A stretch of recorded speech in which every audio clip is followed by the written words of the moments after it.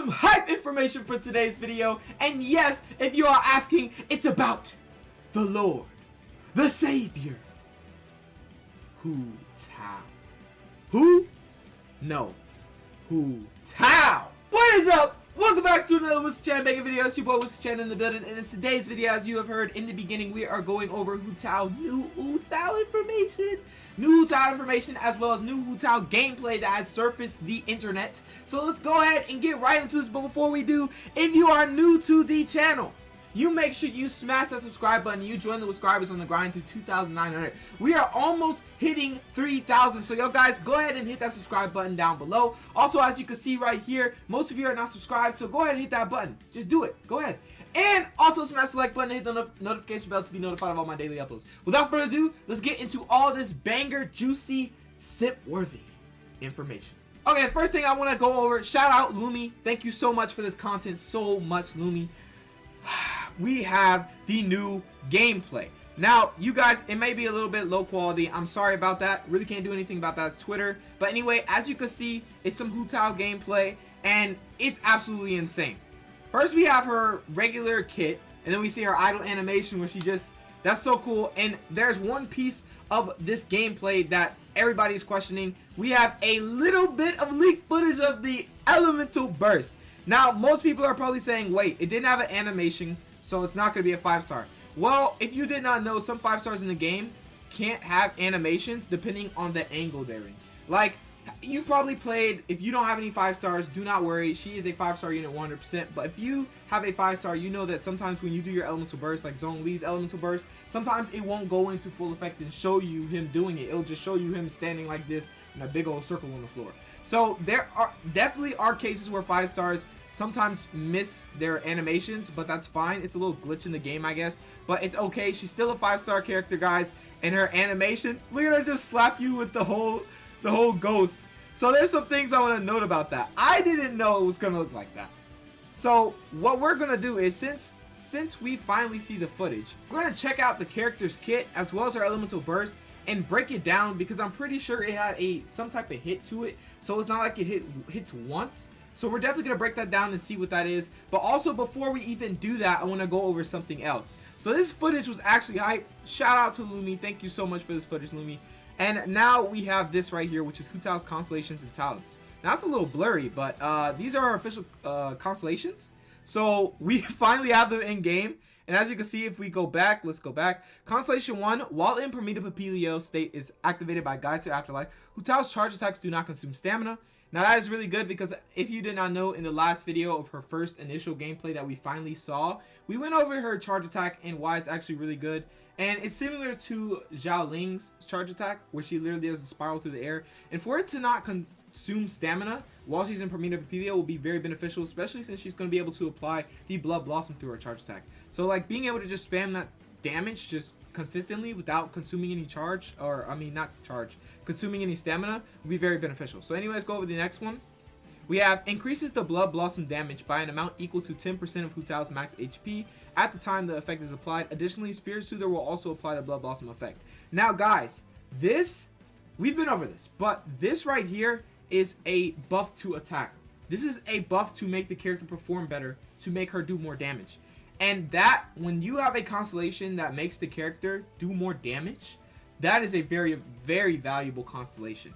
Constellation 2 will be very ideal for a free-to-play player to get if you really want to well into Hu Tao. But if you can't well into Hu Tao, it's really not, constellation is worth. I've already been over this. Basically, if you have enough primal gems to summon on Hu Tao, you get Hu Tao early, probably try to get her Staff of Homa, because her Staff of Homa is not only has a really high base attack because of it being a 5-star spear, but also the passive correlates to the character Hu Tao so much that it will make her even more powerful, especially since it has to do with HP, and HP is where she's based off of for her Permita Papilio, which is where your main damage is going to be coming from.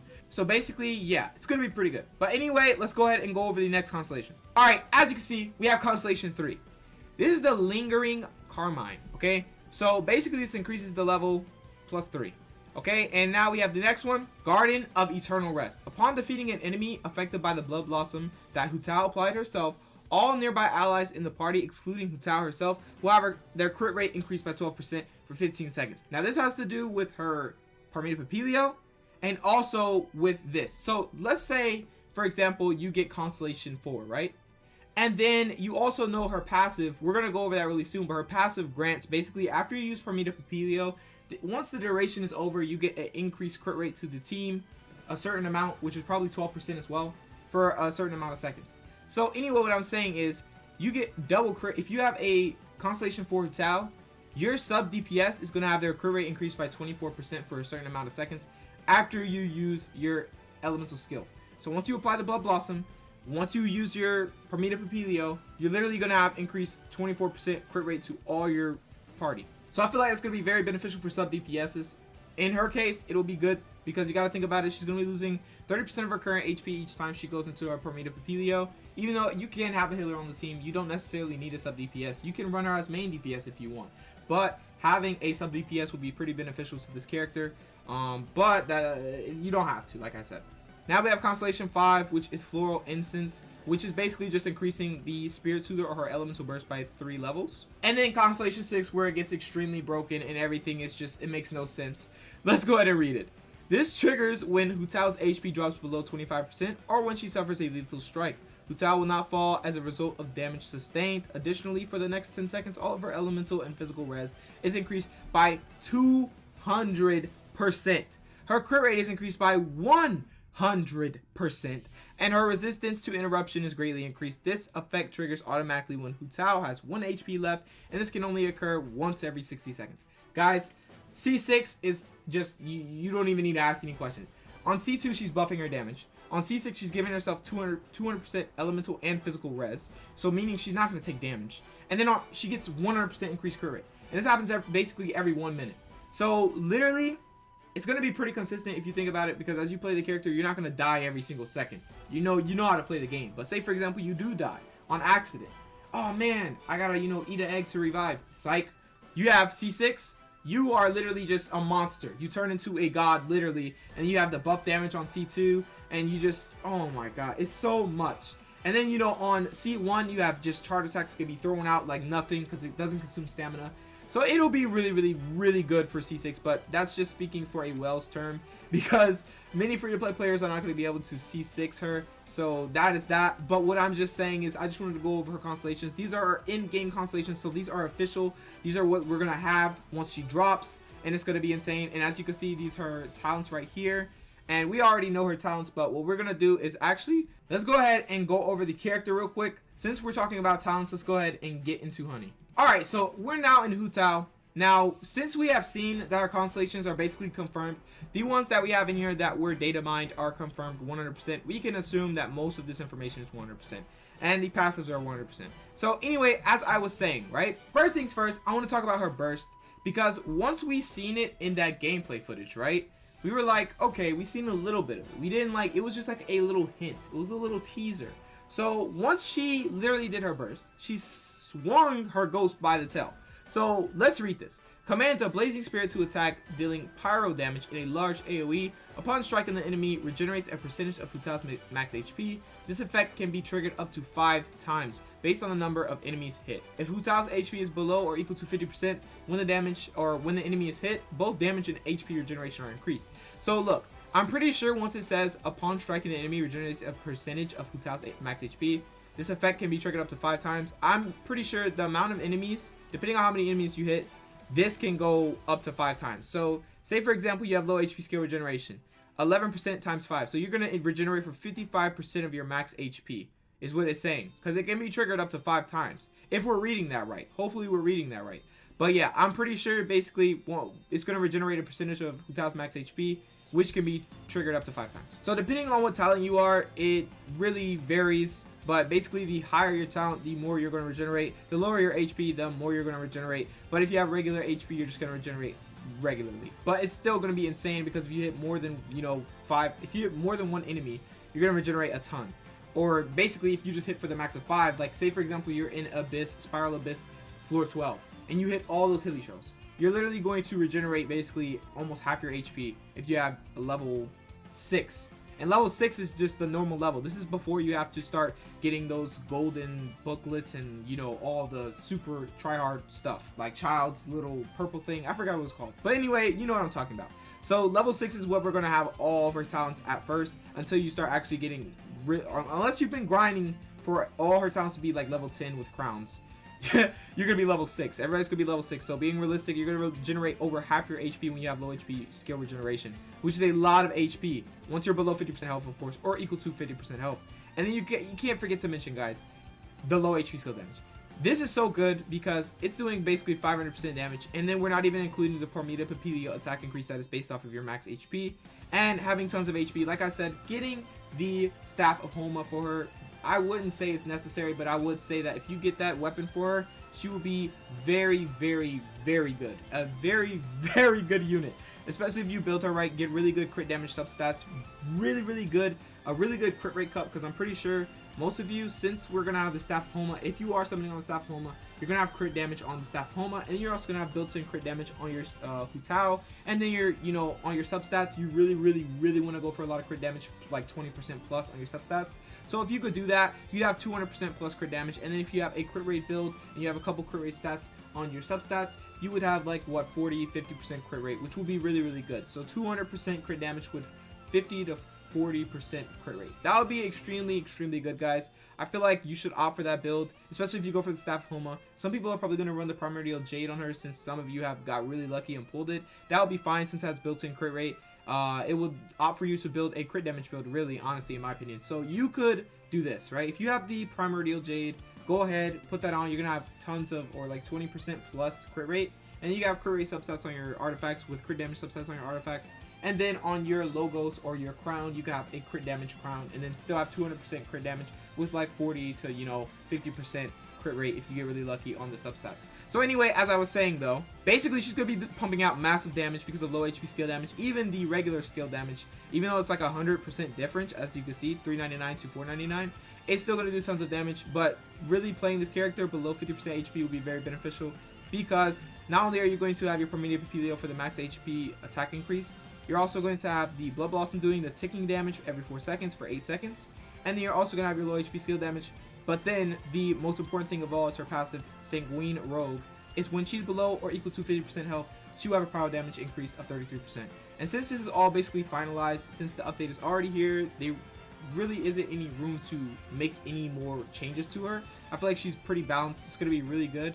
But yeah, like I said, this passive right here, giving you this 33% increased power damage bonus once your health is equal to or below 50% health, will make her extremely monstrous, considering that she can combine her Parmenia Papilio with her low HP skill damage, with her pyro damage, and then it's insane. Massive numbers, especially if you run a Crimson Witch of Flame set. You have that 50% increased power damage, and then you get, half the value of that starting value of the 2-piece set if you do an Elements of Skill.